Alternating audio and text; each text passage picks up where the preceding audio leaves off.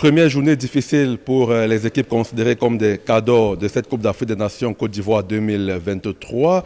Le Nigeria qui a été tenu en échec par la Guinée équatoriale, l'Égypte également qui a été tenu en échec par le Mozambique, le Ghana qui a perdu face au Cap-Vert, l'Algérie qui a fait match nul, la Tunisie qui perd et le Cameroun qui est accroché par la Guinée-Conakry. Pour décrypter cette première journée de la CAN 2023, nous avons avec nous Anthony Plat de New World TV. Anthony, bonjour. Pourquoi est-ce que les cadors sont coincés pour cette première journée? Bonjour, tout simplement parce qu'il y a un temps de préparation qui est moindre. Beaucoup font la mauvaise comparaison avec l'Europe, mais l'Europe, le rassemblement avant le championnat d'Europe des Nations, c'est 2-3 semaines. Ici, on a moins de temps, on a un changement climatique assez important.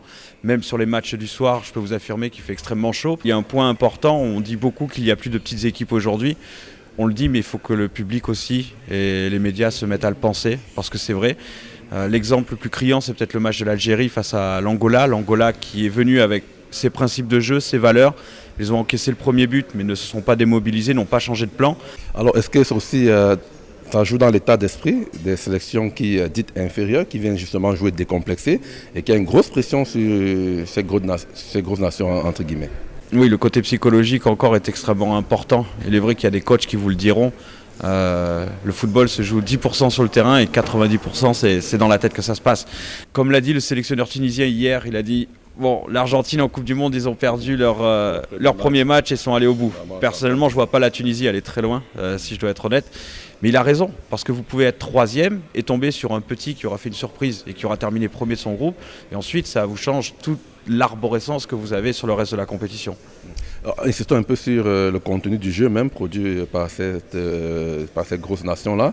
Est-ce que vous avez été quand même déçu aussi par la qualité du jeu? Parce qu'on peut perdre, mais en ayant proposé quand même quelque chose. Oui, on peut gagner sans proposer énormément non plus, c'est ce qu'a fait le Sénégal. Bon, ça reste la Coupe d'Afrique des Nations. La Coupe d'Afrique, vous le savez, c'est pas le contenu qui est important, c'est les buts qu'on marque, c'est les buts qu'on n'encaisse pas. Le Sénégal, pour cela, m'a impressionné. Ils n'ont pas fait une énorme prestation dans le contenu, mais par contre, ils gagnent 3-0. La Côte d'Ivoire n'a pas forcément convaincu sur son premier match, mais elle a gagné, elle est en position forte. Et nous allons voir comment ça va se passer. Difficile de dégager un favori après une journée, c'est quand même assez tôt de le dire. Exactement, même avant la compétition, les gens qui me demandent à moi quel est le favori, je ne sais pas quoi vous répondre. Je suis très impatient de voir le Maroc. Bon, il faut savoir que les nations nord-africaines, on le sait, en Afrique de l'Ouest, pour elles c'est extrêmement compliqué. L'Algérie est d'ailleurs venue se préparer au Togo, là où nous sommes basés. Après, pour parler peut-être du Cameroun, qui vous intéresse beaucoup plus, on sait que les Lions indomptables sont toujours performants quand ils ont été, on va dire, moyens précédemment. C'est toujours quand on les attend le moins que c'est là qu'ils sont les plus pertinents, les plus efficaces. Donc si les Lions indomptables veulent me ramener la coupe à la maison, il faudra, je pense, obtenir un résultat contre les Lions sénégalais.